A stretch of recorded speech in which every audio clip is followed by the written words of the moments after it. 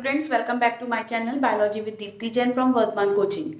तो आज हम यहाँ पे डिस्कस करेंगे दो टॉपिक, कमेंसालिज्म एंड एमेंसालिज्म। तो ये टॉपिक पॉपुलेशन इंटरेक्शन में है। अभी तक हमने इसमें मिचेलिज्म पढ़ा है, कंपटीशन पढ़ा था, पैरासिटिज्म पढ़ा था, प्रेडेशन पढ़ा था।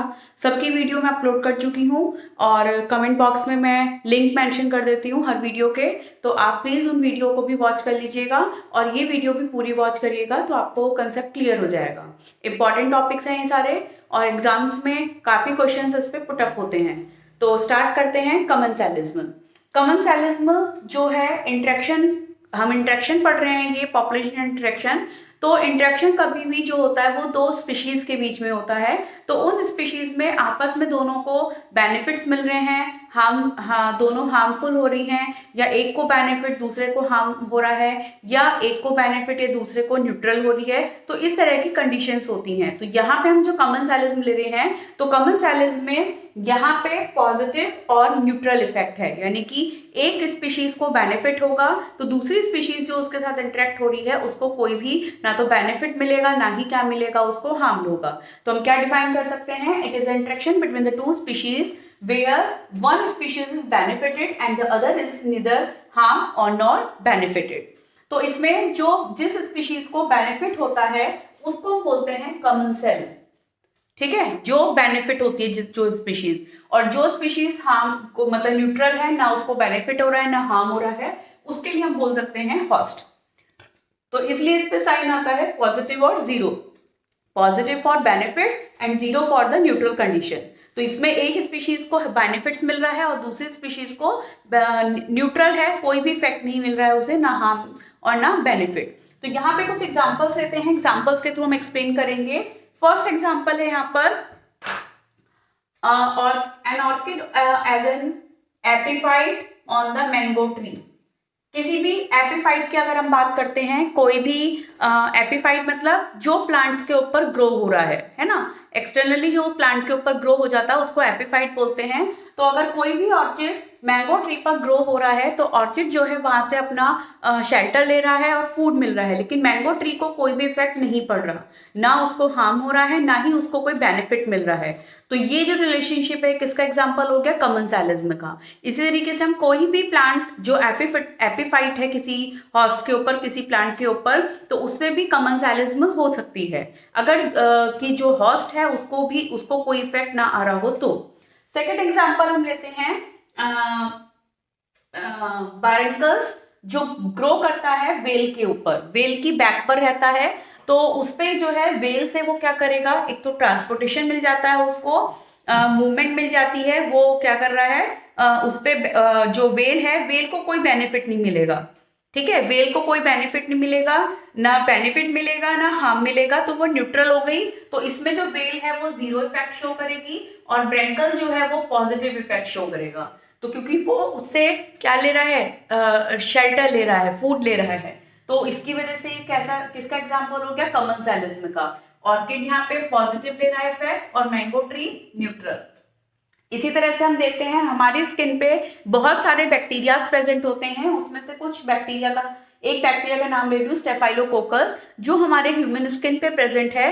तो हमारी स्किन को कोई भी इससे डिसएडवांटेज नहीं होता, कोई भी हार्मफुल इफेक्ट नहीं मिलता हमको, ना ही कोई बेनिफिट मिलता है। सिर्फ जो बैक्टीरिया है वो हमसे नरिशमेंट ले रहा है और क्या मिल रहा है, उसको शेल्टर मिल रहा है। तो इसलिए स्टेफाइलोकोकस को पॉजिटिव इफेक्ट मिल रहा है और हमारी स्किन को न्यूट्रल।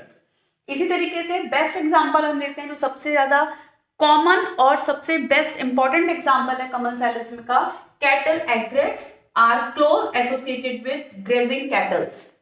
तो इसमें क्या होता है, जो एग्रेट्स होते हैं, जो ग्रेजिंग कैटल्स हैं, किसी भी फील्ड पे जब ग्रेस करते हैं तो वहां पे वो क्या करते हैं, अपने जो उनकी बॉडी पे इंसेक्ट्स होते हैं या इंसेक्ट्स वगैरह होते हैं, तो वो अपनी बॉडी को क्या करते हैं, रब करके उनको झाड़ते रहते हैं, हटाते रहते हैं, और एग्रेट उसको वॉच करता रहता है क्लियरली, उसके ऊपर या कैटल उनके ग्रेजिंग एनिमल्स के ऊपर बैठ गया है ना, या उसको वॉच करता रहेगा, और जैसे ही वो अपनी शेड ऑफ करेंगे अपनी स्किन को, इंसेक्ट्स को अपने ऊपर से, तो वो इंसेक्ट्स उनको कैच कर लेता है, तो जिससे उसको क्या मिल गया, फूड।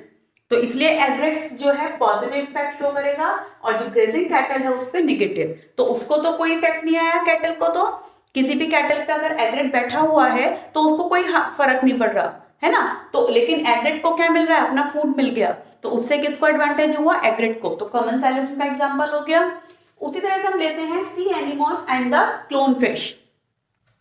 तो जो सी एनीमोन है और क्लोन फिश है, ये भी एक कॉमन साइलेंस का बहुत अच्छा एग्जांपल है।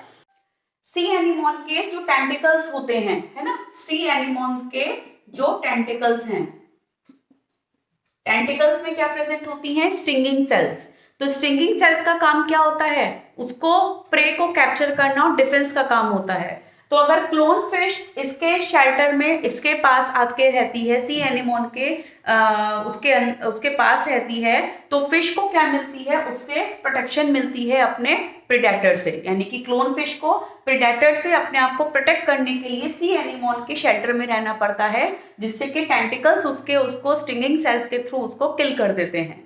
तो क्या नाम है, क्लोन फिश को क्या हुआ, एडवांटेज मिल गया, और सी एनीमोन को कोई फायदा नहीं हो रहा है, उसको कोई एडवांटेज नहीं मिला, ना कोई हार्म हो रहा है। अगर वो उसके पास रह रहा है तो रह रहा है, कोई फर्क नहीं पड़ रहा उसको। लेकिन क्लोन फिश को क्या हो गया, उसको अपने प्रेडेटर से क्या मिल गई, प्रोटेक्शन मिल गई। तो इसलिए क्लोन फिश हो गई, इसमें पॉजिटिव इफेक्ट शो करेगी, और जो सी एनीमोन है वो न्यूट्रल इफेक्ट शो करेगा। ठीक है, तो ये ट्रॉपिकल फिश है एओलिसिस, जो है सी अर्चिन पे, जो स्पाइन्स होते हैं सी अर्चिन के, उस पे रहती है। और इसको जो एडवांटेज मिलता है, वो किस चीज का एडवांटेज मिलेगा इसमें, वो भी अपने जो क्या नाम है प्रेडेटर है, उससे क्या हो रही है, प्रोटेक्ट हो रही है। ठीक है, तो इसमें जो क्या नाम है ट्रॉपिकल फिश है, वो क्या कर रही है, जो सी अर्चिन है, सी अर्चिन के पास रहकर उससे प्रोटेक्शन ले रही है अपने प्रेडेटर से। जो उसके स्पाइन्स हैं, इसके सी अर्चिन के जो स्पाइन्स हैं, वो ट्रॉपिकल फिश को उसके प्रेडेटर से क्या कर रहे हैं, प्रोटेक्ट कर रहे हैं। तो यानी कि सी अर्चिन पे क्या आ गया, न्यूट्रल इफेक्ट, और ट्रॉपिकल फिश पे आ गया पॉजिटिव इफेक्ट। तो ये बेनिफिटेड हो रही है और ये न्यूट्रल हो रही है। तो ये एग्जाम्पल हो गए हमारे कमेंसालिज्म के। अब हम नेक्स्ट लेते हैं एमेंसेलिज्म। तो एमेंसेलिज्म होता है interaction between the two different species in which one species is harmed and the other species is neither benefited nor be harmed. या इसका मतलब हुआ कि जब दो स्पीशीज, जैसे हमने इसमें लिया कि दो स्पीशीज जब एक साथ हैं, उनमें इंटरेक्शन है, तो एक को बेनिफिट और दूसरी न्यूट्रल है। इसमें क्या हो रहा है, दो स्पीशीज के बीच में जो इंटरेक्शन है, उसमें एक स्पीशीज हार्म्ड हो रही है, उसको नुकसान हो रहा है, और दूसरी स्पीशीज पे कोई भी इफेक्ट नहीं आ रहा। तो इसका हम एग्जांपल लेते हैं मोल्ड ऑफ पेनिसिलियम। जो पेनिसिलियम होता है, फंगस है, ये पेनिसिलिन सिक्रीट करता है। Penicillin as a antibiotic use होती है, जो बैक्टीरिया को किल करती है। तो पेनिसिलिन जो है वो क्या कर रही है, बैक्टीरिया को किल कर रही है। यानी कि पेनिसिलियम को क्या हो गया, न्यूट्रल हो गया, लेकिन जो बैक्टीरिया है उस पे क्या आ गया, हार्मफुल आ गया इफेक्ट। बैक्टीरिया खत्म हो गए, किसके थ्रू हो गए खत्म, पेनिसिलिन की वजह से। तो इसमें पेनिसिलिन कौन सिक्रीट कर रहा है, मोड ऑफ पेनिसिलियम। तो पेनिसिलियम तो क्या हो गया, कोई इफेक्ट नहीं आया, न्यूट्रल हो गई, लेकिन बैक्टीरिया उसकी वजह से डिस्ट्रॉय हो गए, तो बैक्टीरिया को क्या आ गया, हार्म हो गया, है ना, तो निगेटिव इफेक्ट। इसी तरह से स्ट्रेप्टोमाइसिन होता है, ये भी कई बैक्टीरिया को इनहिबिट कर देता है उसकी ग्रोथ को। तो स्ट्रेप्टोमाइसिन हो गया न्यूट्रल, और बैक्टीरिया यहाँ पे क्या हो गए, नेगेटिव। तो ये एग्जाम्पल हो गए जिसके एमेंसेलिज्म के। तो यहाँ पे हमने कंप्लीट कर लिया कमेंसेलिज्म एंड एमेंसेलिज्म।